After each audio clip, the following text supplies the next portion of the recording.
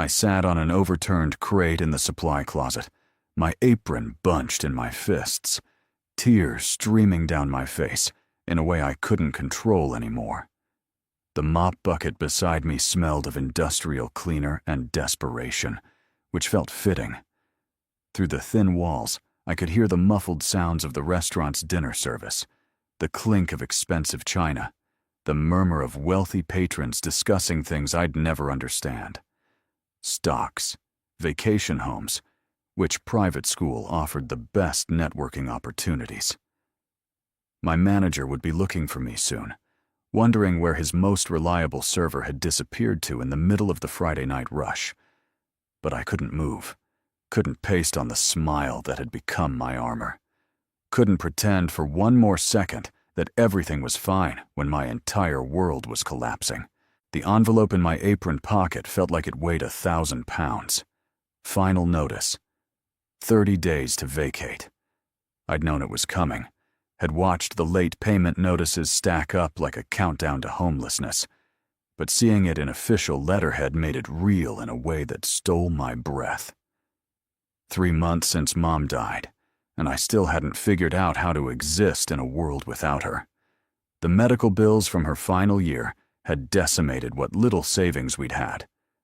Her life insurance barely covered the funeral costs, and now the landlord, who'd been patient longer than he probably should have been, needed his property back. I pressed the heels of my hands against my eyes, trying to stem the tide. This wasn't the time. I had tables waiting, tips to earn, a double shift to finish because I'd picked up Sarah's hours when she called in sick. Again. The door opened. I didn't look up, assuming it was Marco coming to drag me back to the floor, with his usual lecture about professionalism and leaving personal problems at home, as if poverty and grief could be shrugged off like a coat. "I'm sorry," I managed, my voice thick and broken. "I'll be right out. Just give me a minute." The silence that followed made me finally raise my head. The man standing in the doorway wasn't Marco. He wasn't any of the staff. He wore a suit that probably cost more than 6 months of my rent, charcoal gray with subtle pinstripes that caught the harsh fluorescent light.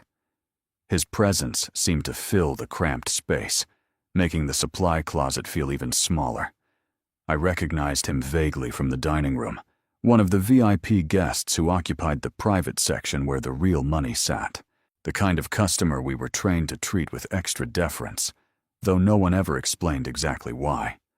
Dark hair swept back from a face that could have been carved from marble, all sharp angles and intensity. Eyes the color of whiskey watched me with an expression I couldn't read. I scrambled to my feet, mortification flooding through me, mixing with the grief until I felt like I might drown in it. I wiped at my face uselessly, knowing my makeup was ruined, knowing I looked exactly like what I was. A mess. "I'm so sorry, sir," I said, trying to summon some semblance of professionalism. "This is completely inappropriate. I'll be right back to service." "Please let me get your server. I'm not being served tonight," he said quietly. His voice carried an edge of something I couldn't identify, an accent that suggested money and education and worlds I'd never touch. I came back here looking for the restroom and heard crying. "I apologize," I repeated, because I didn't know what else to say. The thought of this man, who probably dealt in millions, witnessing my complete breakdown in a supply closet, made me want to sink through the floor. "I'll get someone to direct you." He didn't move. Instead, he stepped fully into the room and closed the door behind him.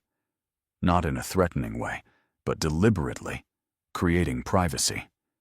The gesture should have frightened me. Instead, it did something else entirely. Made the tears threaten to return because someone, anyone, had noticed I was falling apart. "Why are you crying?" The question was direct. No preamble, no small talk. Just straightforward curiosity delivered in that low voice that seemed to resonate in my chest. I laughed, a harsh sound with no humor in it. "You wouldn't understand." The words came out sharper than I intended. Defensive. Because how could he understand? This man in his custom suit, with his VIP table and his aura of controlled power. What would he know about eviction notices and medical debt and the particular emptiness of losing the only person who'd ever really loved you? His expression shifted, something flickering behind those whiskey eyes. Try me. I should have deflected, should have apologized again, and fled back to my tables where I belonged. But something in his voice, in the way he stood there like he had all the time in the world for a nobody server having a breakdown, made the walls I'd been holding up crumble completely. My mother died 3 months ago, I heard myself say. Cancer. We spent everything trying to fight it, and it wasn't enough. She died anyway. Now I have $60,000 in medical bills. I'm being evicted from our apartment. And I just picked up my 5th double shift this week because I need every dollar I can get. But it doesn't matter how many shifts I work, how little I sleep, how many meals I skip. The math doesn't work. There's no combination of hours and effort that equals survival anymore. So that's why I'm crying, because I'm 28 years old and I'm about to be homeless, and the person who was supposed to help me figure out how to be an adult is gone. The silence that followed felt infinite.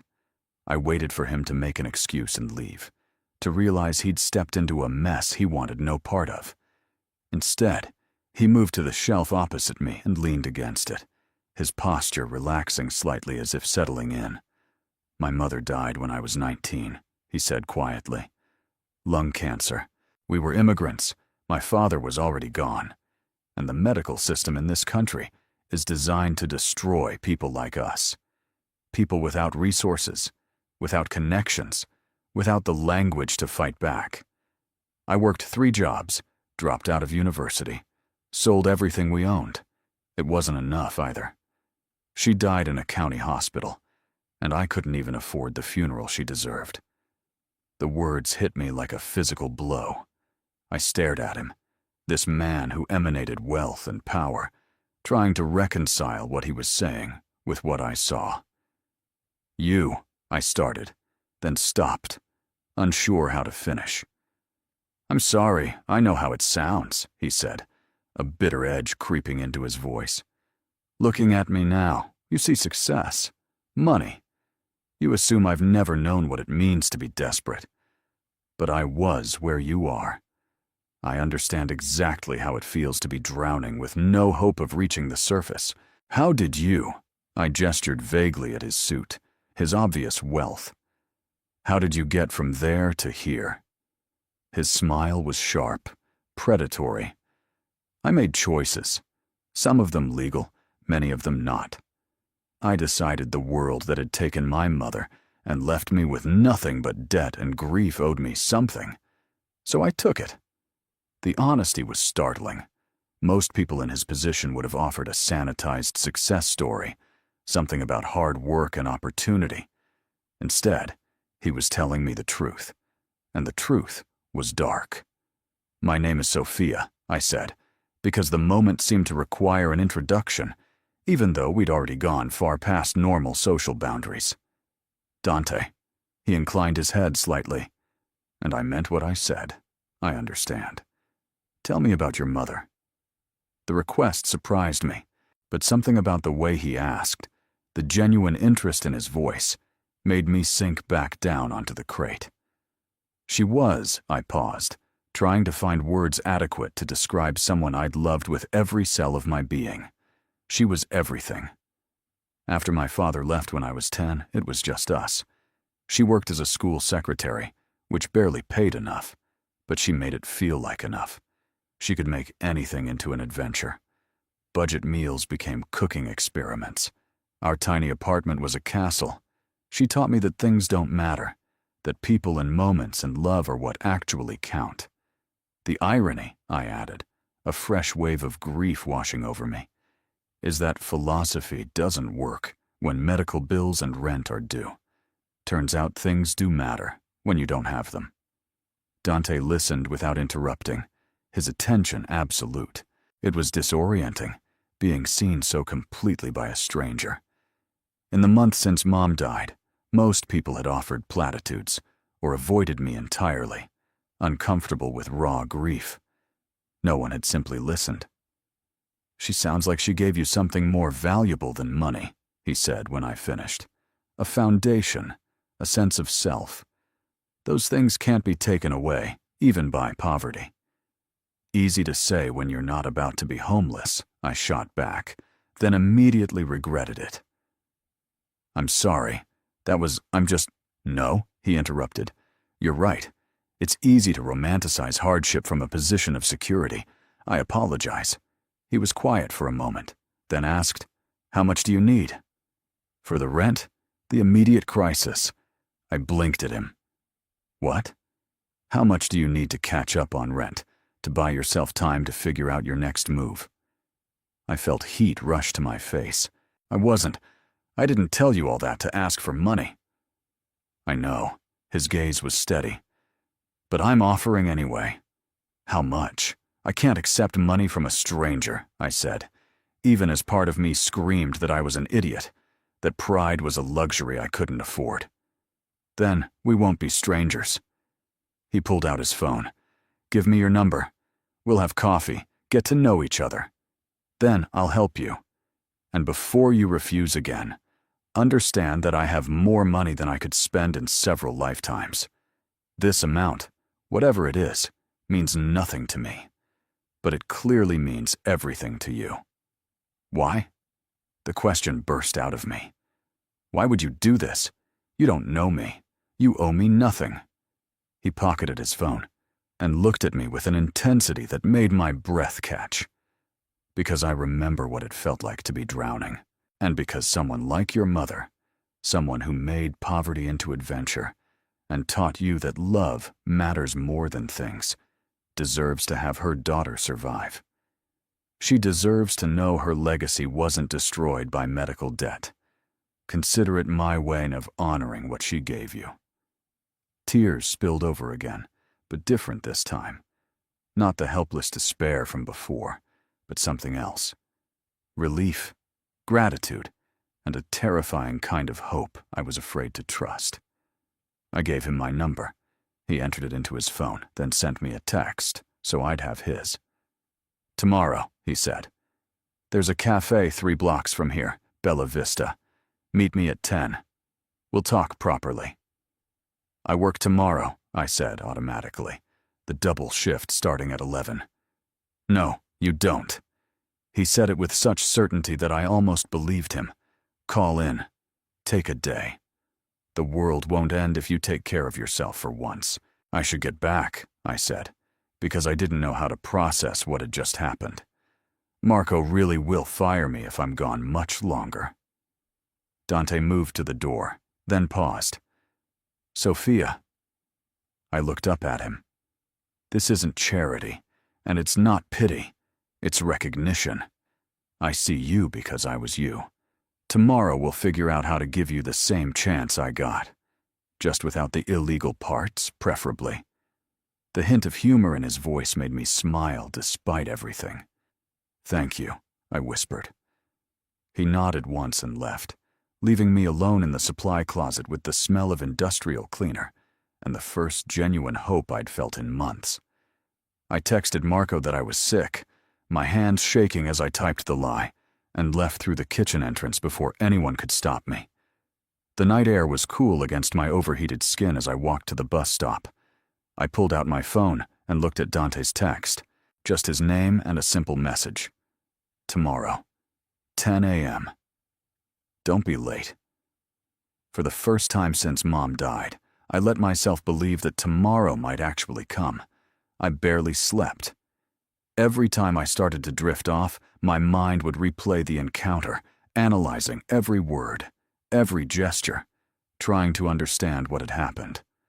A wealthy man I didn't know had offered to help me based on nothing but a breakdown in a supply closet and a shared experience of loss. It seemed too good to be true, which meant it probably was.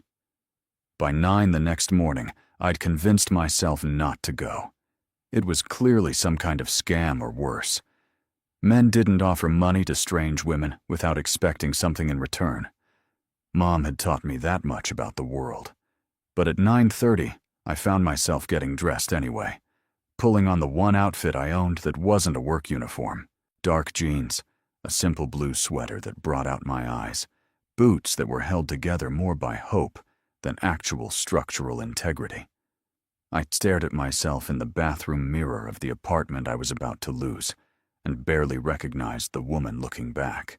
Hollow cheeks from too many skipped meals, shadows under eyes that hadn't known real rest in months, hair that needed cutting, pulled back in a messy bun. This wasn't the version of myself I wanted to present to a man like Dante, but it was all I had. Bella Vista was the kind of cafe I'd walked past 100 times, but never entered. The kind where a single coffee probably cost as much as I used to spend on groceries for a week.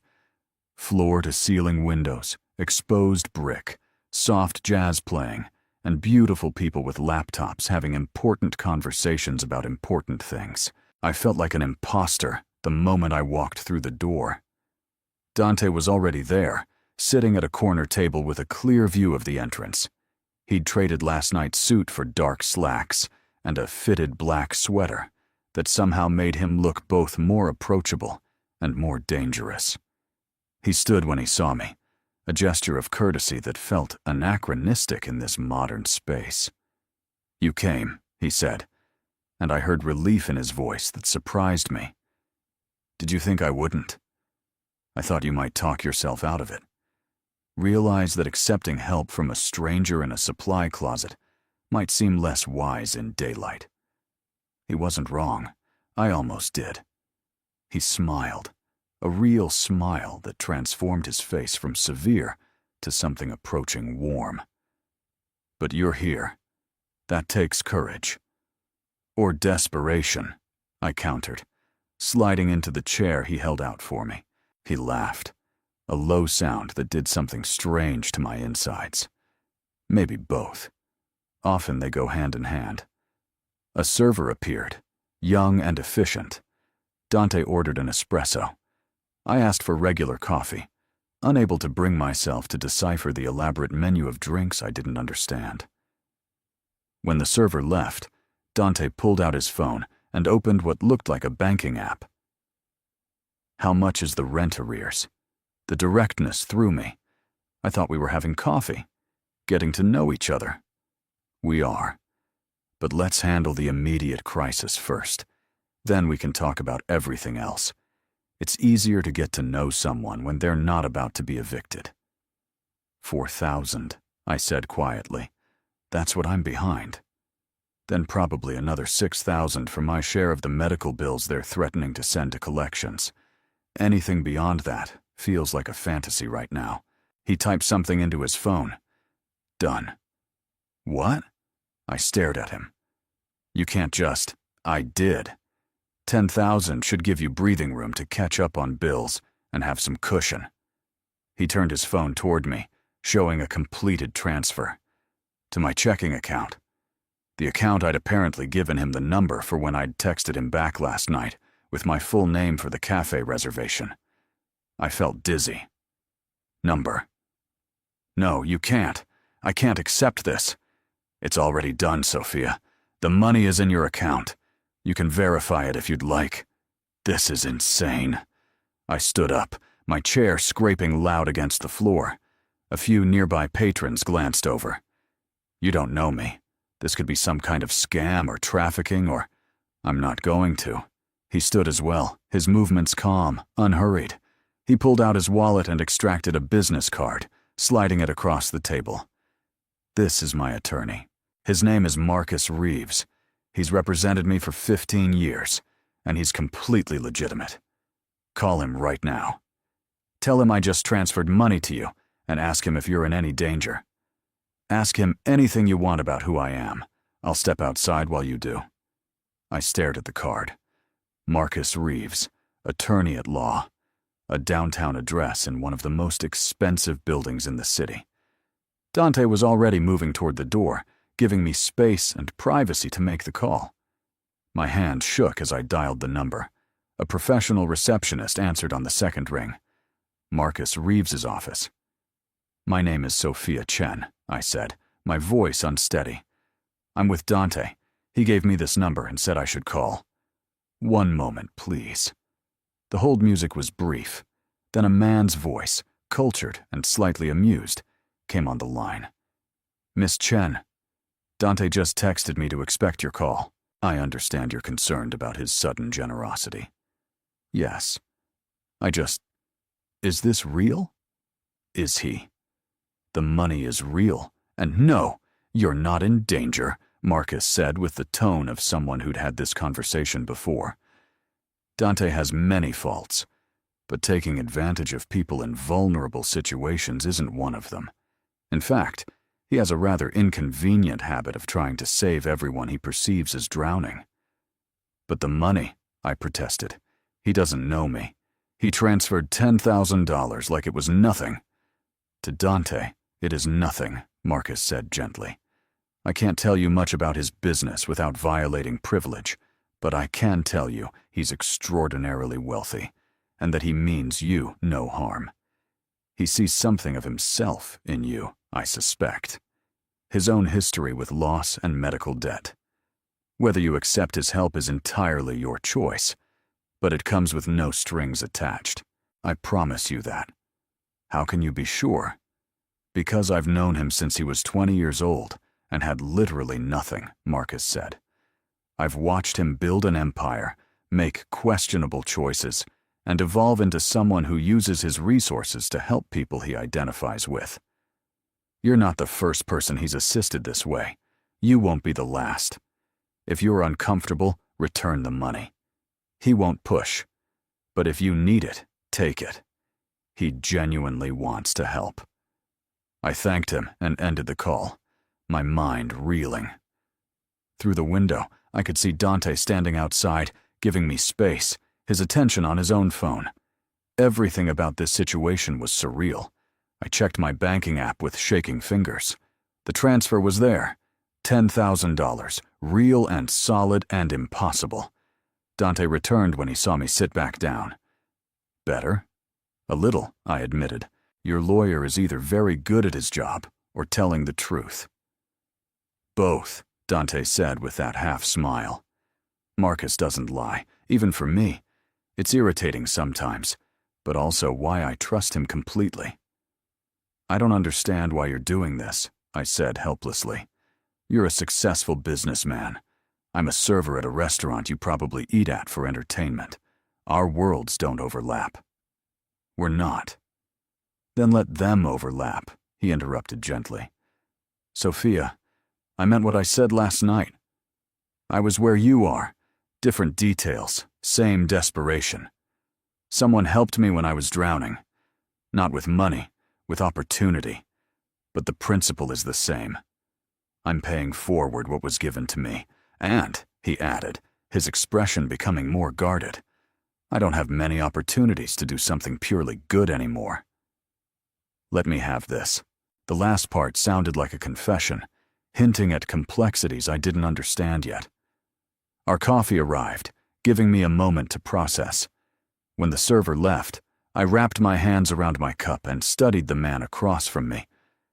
"What do you do?" The question I'd been avoiding because I wasn't sure I wanted the answer. "Various things," he said carefully. "Import-export primarily. Some real estate, investments." The evasiveness was noticeable. "And the illegal parts you mentioned?" His eyes met mine, steady and unflinching. "I have business interests that exist in gray areas. Nothing that harms innocent people. But not everything I do would hold up well under legal scrutiny. I'm being honest with you, because I think you deserve honesty." "That's frightening," I said. "It should be," he agreed. "Which is why I'm giving you an out right now. Take the money, solve your immediate problems, and we never have to see each other again. Or we can get to know each other. See where this goes. But if we do that, you need to understand that my life isn't simple or safe. There are complications that come with knowing me. I can't promise you won't eventually get hurt by my choices." "Why would I choose the second option?" I asked, even as part of me already knew the answer. "Because you felt it too," he said quietly. "Last night in that closet when I told you I understood. Connection. Recognition. Whatever you want to call it. Because I haven't stopped thinking about you for 12 hours, and I suspect you haven't stopped thinking about me either." He was right. God help me. He was right. There was something between us, formed in vulnerability and honesty, that felt more real than anything I'd experienced in years. I should be running. Every logical part of my brain was screaming at me to take the money and disappear. Instead, I found myself asking, what kind of complications? Jealous competitors? Associates who don't always agree with my methods? Law enforcement interest, though I'm careful to stay mostly clean. And the fact that anyone close to me becomes a potential target for people who want to hurt me. He delivered this like a weather report, factual and calm. Does that happen often? People trying to hurt you through others? Not as much anymore. I've established enough respect and fear that most people know better. But the risk exists. I won't lie to you about that. I should say no, I told him. This is crazy. We met 12 hours ago. You just gave me $10,000. You're telling me you're involved in illegal business and that knowing you is dangerous. Everything about this screams bad decision. Yes, he agreed. It does. And yet you're still sitting here, I observed. And yet you're still sitting here, he echoed. We looked at each other across the table, both of us aware we were standing at a precipice. One choice led to safety and solitude. The other led to something unknown and possibly dangerous, but alive in a way I hadn't felt since before Mom got sick. "Tell me something real," I said finally. "Something nobody else knows. So I can decide if I trust you." Dante was quiet for a long moment, his fingers drumming once against his coffee cup before going still. "When I was 20, after my mother died, I spent 6 months planning to kill the hospital administrator who denied her treatment coverage. The treatment that might have saved her life. I had it all worked out. Where he lived, his routine, how I'd do it. I got as far as his house one night with a gun I'd bought off the street. He paused, his gaze distant. I stood outside in the rain for 3 hours, watching him through his window with his family, his kids doing homework, his wife bringing him dinner. And I realized killing him wouldn't bring her back. It would just create more people who knew what I knew, what loss felt like. So I left. But I took the anger, the injustice of it all, and I channeled it into becoming successful enough that no one could ever deny me anything again. That's why I help people like you, Sophia. Because I remember standing in the rain with a gun, and I remember choosing differently. The confession hung in the air between us, raw and honest, and slightly terrifying. "Thank you for telling me that," I said quietly. "One more question. What do you want from me?" He leaned forward, his intensity focused entirely on me. "I want to know you. I want to take you to dinner, learn what makes you laugh, understand how someone who's been through what you've been through still has kindness in their eyes. I want to see if this connection I felt last night was real, or just two people finding each other at the right moment. And maybe, eventually, I want you to trust me enough to let me help you build something better than survival. No expectations beyond that. No pressure, just possibility." It was the kind of proposition that should have sent me running. Instead, I found myself nodding. "Okay." "Okay," he repeated, surprise flickering across his features. "Okay. I'll take the money with gratitude. I'll get to know you. I'll see where this goes." "But," I added firmly, "I keep my job. I keep my independence. I'm not becoming someone who just accepts handouts and loses herself. I need to know I can survive on my own if I have to." "Deal," he said immediately. though I reserve the right to make the survival part easier when you'll let me. The smile he gave me then was genuine and warm and made my heart do something dangerous. We spent the next 3 hours talking about everything and nothing. He told me about his mother, an immigrant from Sicily who'd worked 3 jobs and still managed to make him feel like they were rich in the ways that mattered. I told him about mine, about the adventures she'd created from poverty, about how she'd taught me to see magic in ordinary things. He asked about my dreams before life got complicated. I admitted I'd wanted to be a teacher, to create for other kids what Mom had created for me, a sense of safety and possibility. He told me he'd wanted to be an architect, to build things that lasted. Both of us had set aside those dreams for survival, but talking about them made them feel less dead, just dormant. We discovered we both loved old movies, the kind in black and white where the dialogue was sharp and the acting was theatrical. We both hated small talk and preferred silence to meaningless chatter. We both believed in loyalty above almost everything else. By the time we left the cafe, something had shifted. We weren't strangers anymore. We were 2 people who'd found unexpected understanding in the least likely place.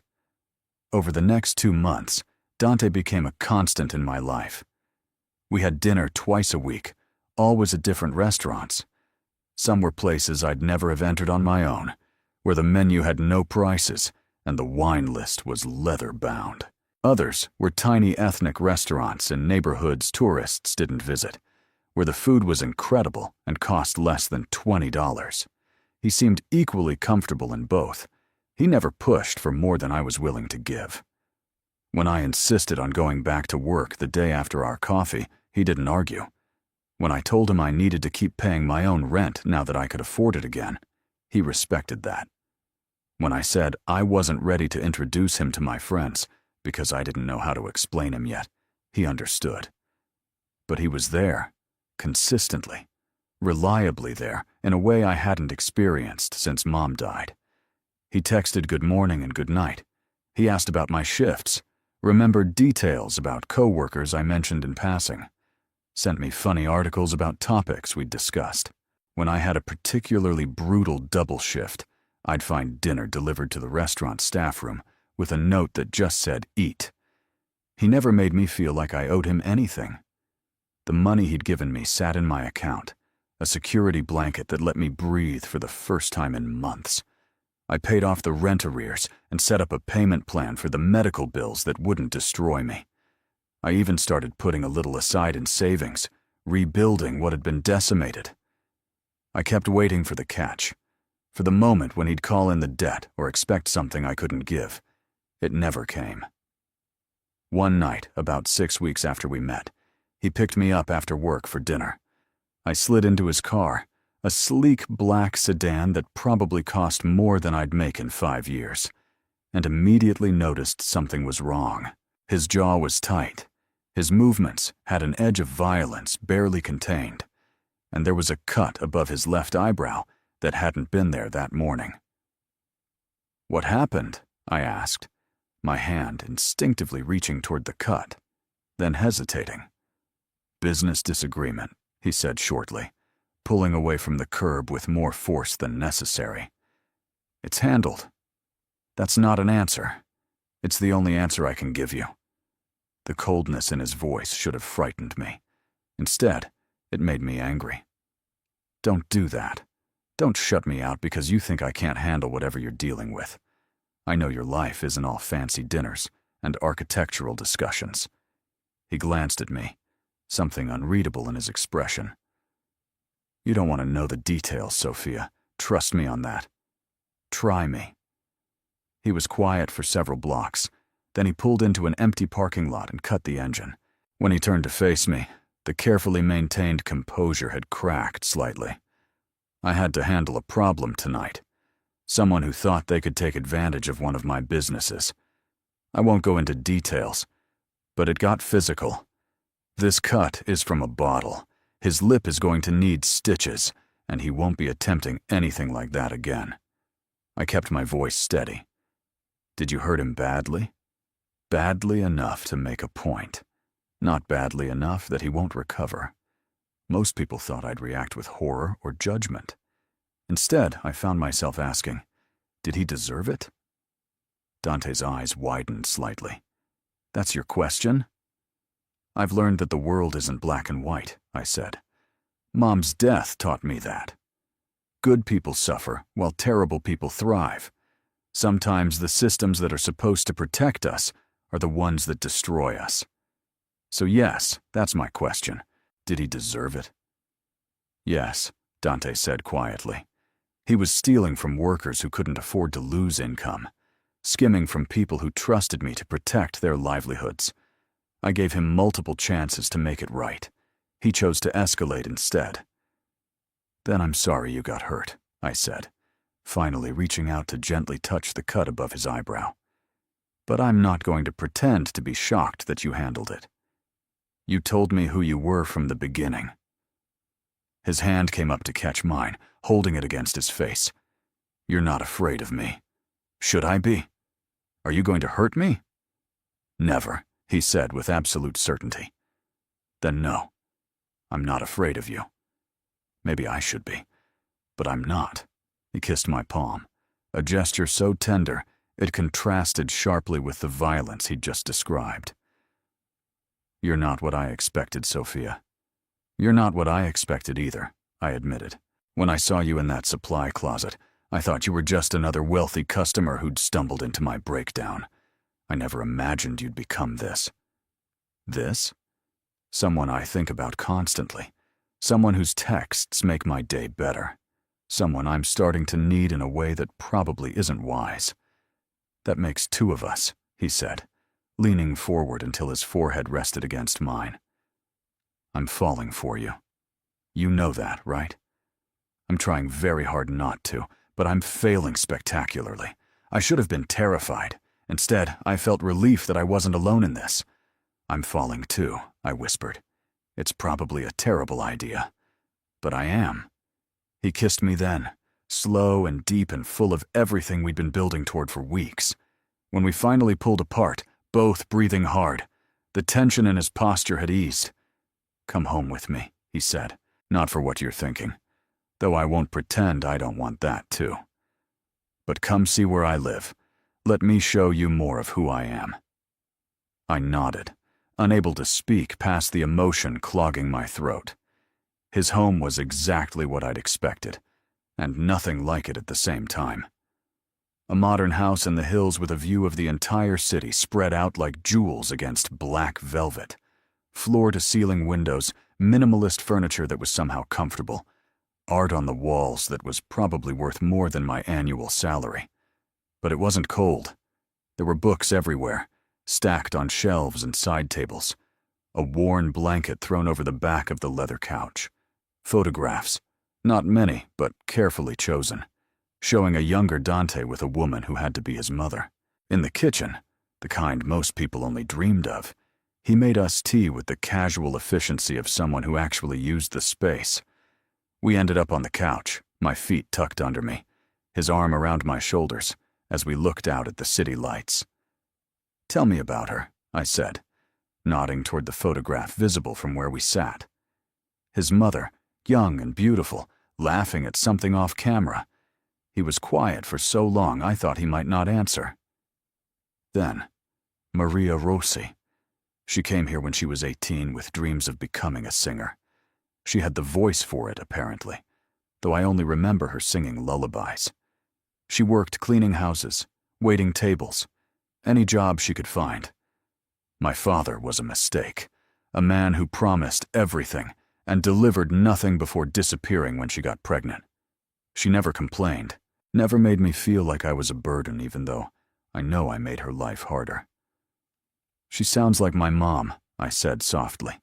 They probably would have been friends. He pulled me closer. When she got sick, she kept working until she literally couldn't stand anymore. Collapsed at one of the houses she cleaned. The family she worked for drove her to the emergency room and never came to check on her again. That's when I learned that the people she'd cleaned for, cooked for, taken care of for years, saw her as invisible, replaceable. It made me angry in a way I've never completely let go of. I turned to look at him. Is that why you noticed me? Because I reminded you of her? Partially, he admitted. You had that same quality, determined to keep going even when everything was falling apart. Still kind, even though the world had been cruel. But it's more than that now, Sophia. You're not a replacement for anything. You're just you, and that's what I'm falling for. We stayed like that for hours, talking and not talking, learning the shape of each other. When I finally had to leave for my early shift the next morning, he drove me home as the sun was rising. At my door, he kissed me goodbye with a promise to see me soon. I walked into my apartment, still dark because my roommate worked nights, and realized I was smiling for the first time in months. Really smiling. Not the customer service smile I wore at work or the brave face I showed the world, just genuine happiness. It was terrifying and wonderful, and I let myself feel it completely. The relationship deepened naturally after that night. We fell into rhythms that felt like they'd always existed. Morning texts that evolved into long conversations. Dinners that turned into late nights watching old movies on his couch. Slow explorations of each other that built trust along with desire. He introduced me to his world gradually. First to Marcus, the attorney, who turned out to be exactly as Marcus had described on the phone. Professional, slightly amused by Dante's protective instincts toward me, and genuinely kind. Then to Carmen, who managed his legitimate real estate holdings and treated him with a mix of respect and exasperation that suggested long history. Eventually to others who orbited his life. Some of them made me nervous with their calculating eyes and careful questions. But Dante was always there, a solid presence at my side, making it clear I was under his protection. In turn, I introduced him to my small circle. Jenna, my co-worker at the restaurant who'd become a real friend. My roommate Alex, who was skeptical until Dante fixed our perpetually broken heater with a single phone call and refused to let us pay him back. My old nursing instructor, Professor Martinez, who I still met for coffee monthly, and who sized Dante up with the sharp eyes of someone who'd seen too many young women make bad choices. He won her over by asking intelligent questions about her research and making a donation to her program without being asked. 4 months after our first meeting, Dante asked me to move in with him. We were at his place, cooking dinner together, which had become our Sunday ritual. I was chopping vegetables while he handled the pasta, and he just said it. Casually, like he was commenting on the weather. Move in with me. I stopped chopping. What? This house is too big for one person. You're here most nights anyway. Your apartment has a broken heater, inconsistent hot water, and walls so thin you can hear everything your neighbors do. Move in. I can't just move in with you, I protested. We've been together 4 months. That's fast. When you know, he said, turning from the stove to face me.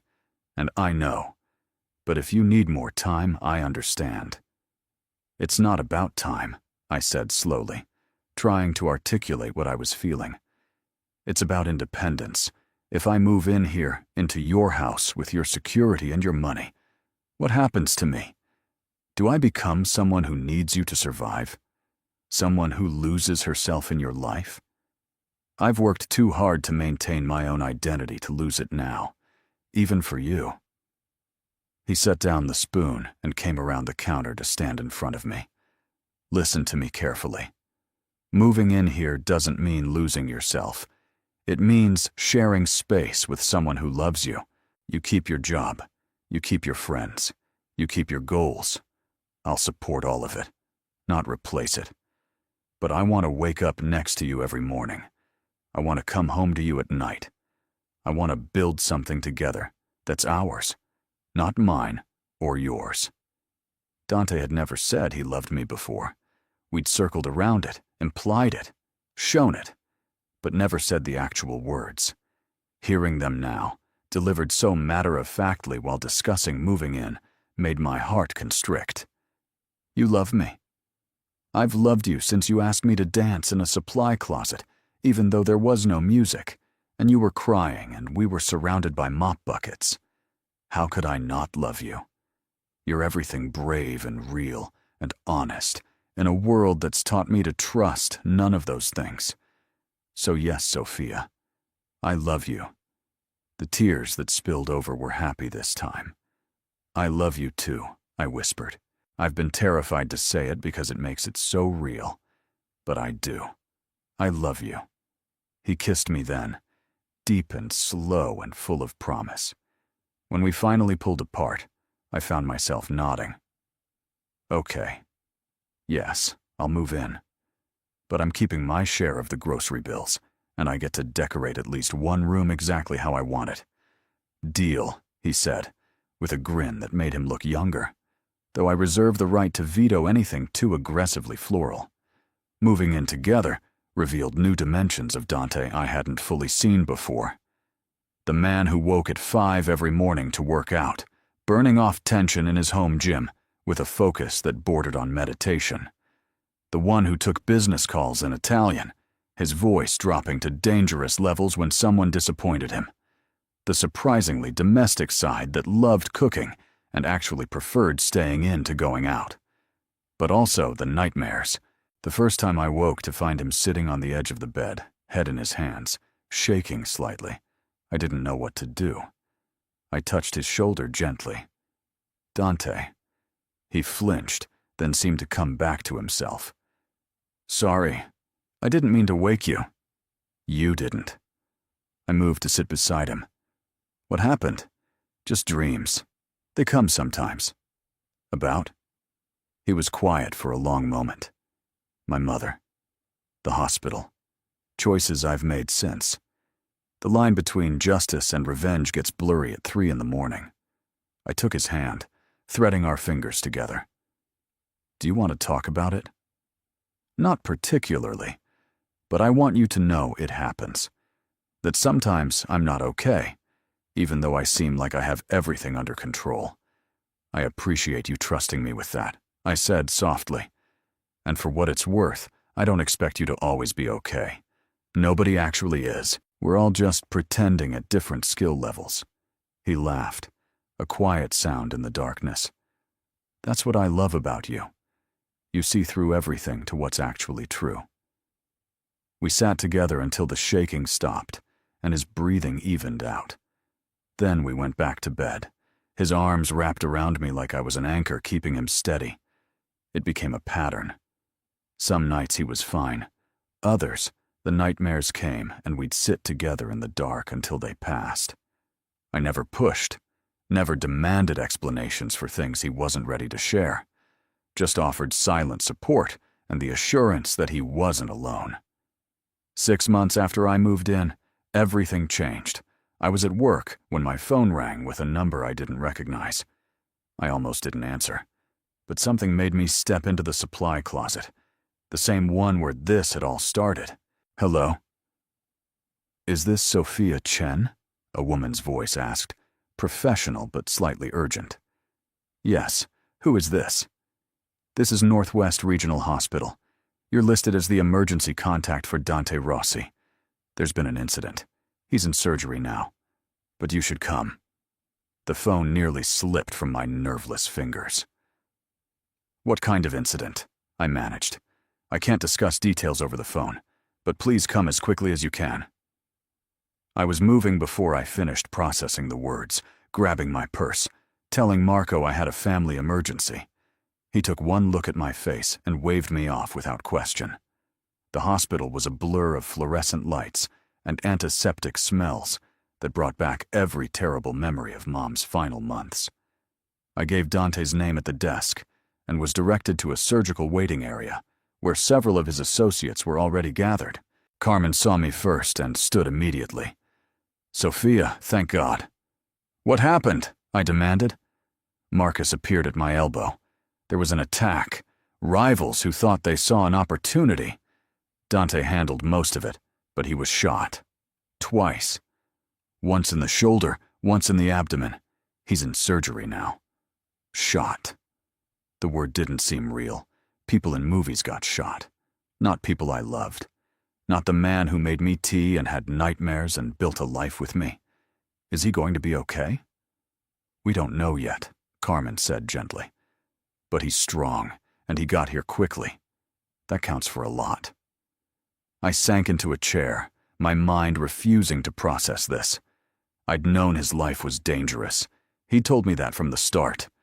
But knowing abstractly and facing the reality of hospital waiting rooms and surgery were completely different things.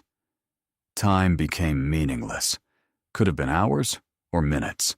People came and went, murmured conversations I didn't follow. Someone brought coffee I didn't drink. All I could think about was the last thing I'd said to him that morning. Something mundane about picking up groceries. Not, "I love you." Not anything that would matter if those were the last words we ever exchanged. A surgeon finally emerged, still in scrubs, looking exhausted. Family of Dante Rossi? I stood on shaking legs. I'm Sophia, his girlfriend. The surgeon looked at Marcus, who nodded some sort of confirmation. He's stable. The surgery went well, all things considered. The shoulder wound was clean, through and through. The abdominal was more complicated, but we repaired the damage. He's going to need significant recovery time, but barring complications, he should make a full recovery. The relief was so intense I actually swayed. Marcus caught my elbow. Can I see him? Not yet. He's in recovery now. Give it a few hours, then you can see him briefly. He'll be groggy from anesthesia, but he's going to be okay. I nodded, unable to speak past the emotion clogging my throat. Thank you. When the surgeon left, I turned to Marcus. What happened? Really? He and Carmen exchanged a look. Then Marcus said quietly, There's been tension with a rival group for months. They decided to make a move while Dante was exposed. It was handled badly on their part. They clearly didn't expect the level of resistance they got. But they managed to get shots off before they were, he paused, neutralized. Neutralized. I knew what that meant. People had died tonight. Maybe people Dante had killed before he was shot. The violence of his world, which had always been abstract, was suddenly brutally concrete. I should be horrified. Maybe part of me was, but the overwhelming feeling was relief that he'd survived, that he'd fought hard enough to come back to me. They finally let me see him as dawn was breaking. He looked small in the hospital bed, which was wrong because Dante never looked small. Pale under his tan, with tubes and monitors that beeped steadily, but alive. Definitely alive. I pulled a chair close and took his hand carefully, avoiding the IV. His eyes opened slowly, struggling to focus. Sophia, he rasped. His voice was rough, probably from the breathing tube. Hey, I said, tears spilling over. You scared me. Sorry. Wasn't in my plans for today. I laughed wetly. Your plans need work. The corner of his mouth lifted slightly. Noted. We were quiet for a moment. Then he said, I need to tell you something. You don't have to talk. Save your strength. He squeezed my hand weakly. Number. Need to say this while I can. What happened tonight? People died. People I killed before they could finish the job. That's who I am, Sophia. That's what my life costs. And I'll understand if this is too much. If you need to walk away. I stared at him. This man who'd just had surgery after being shot, who was trying to give me permission to leave him. You absolute idiot, I said fiercely. Did you really think after everything, after building a life together, I'd run because things got complicated? You told me from the start your world was dangerous. I chose it anyway. I chose you. But people died, he insisted. I killed them. To survive. To come home to me. I'm not going to judge you for fighting to stay alive. He looked at me with something like wonder. You're not leaving. I'm not leaving, I confirmed. Ever. You're stuck with me, Dante Rossi, through surgeries and recovery, and whatever complications your life throws at us. I'm not going anywhere. He closed his eyes, and I saw a single tear slip down his cheek. I don't deserve you. Maybe not, I agreed, wiping the tear away gently. But you have me anyway. He fell back asleep holding my hand. I stayed there as the sun rose, watching him breathe, counting each steady beat of the monitor. This was my life now. The danger was real. The violence was real. But so was the love. So was the choice I'd made to see past the surface to the man underneath. The man who'd seen me crying in a supply closet and understood. The man who'd given me money with no expectations. The man who woke from nightmares and cooked me dinner and loved me with an intensity that should have been frightening but felt like home. Recovery was long and frustrating for him. Dante was used to control, to moving through the world with authority and power. Being trapped in a hospital bed, then trapped at home with limitations on movement, made him irritable and difficult. I won't pretend it was easy. There were arguments about his refusal to follow doctor's orders, about his insistence on handling business from bed when he should have been resting, about his stubborn independence that made accepting help nearly impossible. But there were also unexpected moments of tenderness. The first time he was strong enough to walk to the kitchen and found me making his mother's pasta recipe that he'd taught me. The way he held my hand while watching movies because he couldn't do much else. The quiet thank yous when I helped him change bandages or brought his medication. 3 weeks into recovery, I was helping him walk laps around the house for physical therapy when he suddenly stopped. What? I asked, concerned he was in pain. I was thinking about the question you asked me, the first night we had dinner. Why are you crying? He said. You told me I wouldn't understand, but I did. I understood completely because I'd been exactly where you were. I nodded, remembering. I was wrong. You did understand. That's not what I'm getting at, he continued. I've been thinking about what you actually said. You replied you wouldn't understand, but what you were really saying was that no one sees me. No one understands my pain because they've never lived it. That's what connected us, Sophia. Recognition. He turned to face me fully. I need you to understand something. What happened with the shooting, the violence, all of it, that's part of who I am, but it's not all of who I am. The man who found you crying in a supply closet because I understood loss and desperation, that's me too. Both versions exist. Both are real. Can you live with that? I thought about it, really thought about it. Not the sanitized version where I pretended his violence didn't exist, but the honest truth of loving someone complex and flawed and dangerous. Yes, I said finally. I can live with both versions because I understand that people aren't simple. Mom taught me that. She could be fierce and gentle, practical and whimsical, strong and vulnerable. People contain multitudes. You're violent when you need to be, and tender when you choose to be. Both are real. Both are you. And I love all of it, even the parts that scare me sometimes, because I understand why they exist.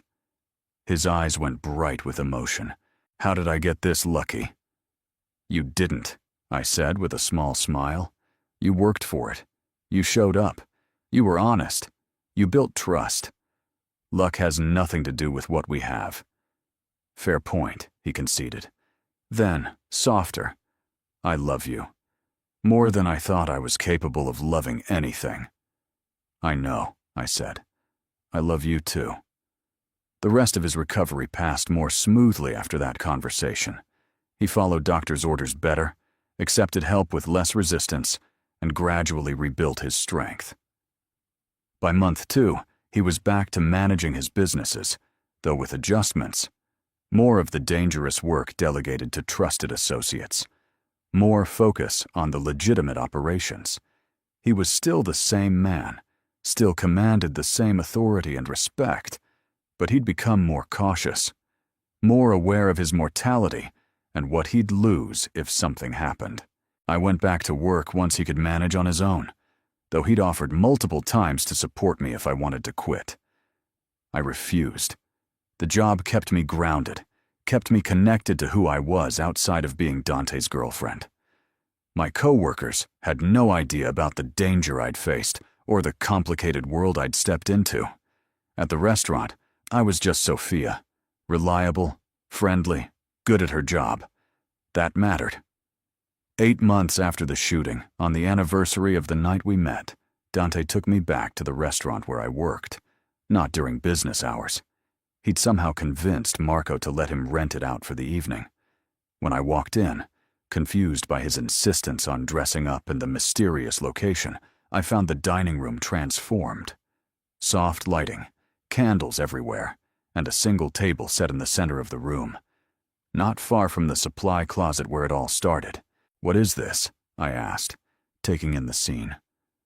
"A reminder," he said, leading me to the table, "of where we began, of the question that changed everything." We sat and he poured wine. Then he stood and offered his hand. "Could you dance with me?" I took his hand, my heart starting to race because I understood the callback. "Your ex is watching from the bar," I said, playing along with the echo of our first night. He pulled me close, swaying to music only we could hear. No example, no one watching. Just us. Just this moment and this choice. "Sophia, when you asked me to dance in a supply closet because you were hurt and desperate and needed to feel seen, I had no idea you were going to become everything to me." He pulled back slightly to look at me. "You understood from that first night that my life was complicated and dangerous. You never asked me to be someone else. You just asked me to be honest, so I'm going to be honest now." I looked up at him, my vision blurring with tears I could feel building. "I don't want to spend another day without knowing you'll be mine officially. I don't want to wonder if you'll stay when things get hard again, because they will. My world doesn't get safer or simpler, but I want you in it anyway. I want you in every version of my life that exists." He stepped back and dropped to one knee, pulling out a small box. "Sophia Chen, will you marry me?" The ring was beautiful, a sapphire surrounded by diamonds, blue like the sweater I'd worn to our first coffee, thoughtful and perfect, and so him. But more than the ring, more than the romance of the gesture, was the question underneath it. Are you all in? Can you really live with both versions of me? Will you choose this, knowing what it costs? "Yes," I said, the word coming out choked with emotion. Yes to all of it. The complications and the danger and the beautiful moments and the hard ones. Yes, because you saw me when I was invisible. Yes, because you understood when no one else could. Yes, because I love you, every part of you, and I choose this life we're building together."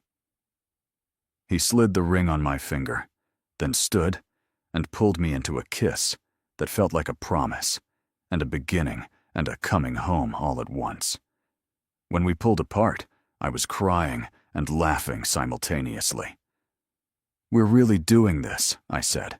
"Getting married, building a life together despite everything." "We are," he confirmed. "And it's going to be complicated and messy and probably occasionally terrifying. But we'll figure it out together." I rested my head against his chest, listening to his heartbeat, steady and strong. "Tell me something," I said. "The night you found me crying in that supply closet, did you have any idea this was where we'd end up?" "No," he admitted. "I thought maybe I'd help you, ease my conscience about not being able to save my own mother. Maybe we'd have coffee once, and you'd disappear back into your life. I never imagined you'd become my life. What changed your mind? The second I told you I understood, and you looked at me like I'd given you something precious just by saying it. I was gone. No one had ever looked at me like that before, like I mattered beyond what I could do or provide. You saw me, Sophia. Really saw me. Not the power or the money or the danger. Just me. That's when I knew. We danced in the empty restaurant, the scene of so many ordinary nights transformed into something extraordinary. And I realized that sometimes the best things in life come from the worst moments. That connection forged in vulnerability and honesty is stronger than anything built on pretense. That understanding someone's pain doesn't fix it, but it makes it bearable. As we swayed together, I thought about the question he'd asked that first night. Why are you crying? And my response, you wouldn't understand, but he had understood, completely. And that understanding had become the foundation of everything we'd built together. A year ago, I'd been drowning, lost and alone, and convinced I'd never surface. Now I was here, engaged to a complicated man with a dangerous life, planning a future I'd never imagined possible. It wasn't the life I'd planned. It wasn't safe or simple, but it was mine, ours, built on honesty and recognition and the kind of love that sees all your shadows and chooses you anyway. We stayed until late, talking and laughing and planning, making promises about the future while honoring the past that brought us here. When we finally left, walking past the supply closet where a desperate woman had asked a dangerous stranger to dance, I sent a silent thank you to my mother. She'd taught me that love and connection matter more than safety, that being seen is worth the risk of being hurt, that sometimes you have to be brave enough to ask for what you need, even from strangers. Dante took my hand as we walked to his car. Our car now, the vehicle that would drive us home to our house, where we'd built a life together from the rubble of our separate losses. "What are you thinking?" he asked. "That I'm glad I was crying that night," I said. "Glad you found me. Glad I was brave enough or desperate enough or both to ask you to dance. Glad you understood." He lifted my hand to his lips, kissing my knuckles just above the ring that caught the streetlight. Me too. All of it. Every moment that led us here. We drove home through the city lights, two people who'd found each other in the least likely way possible.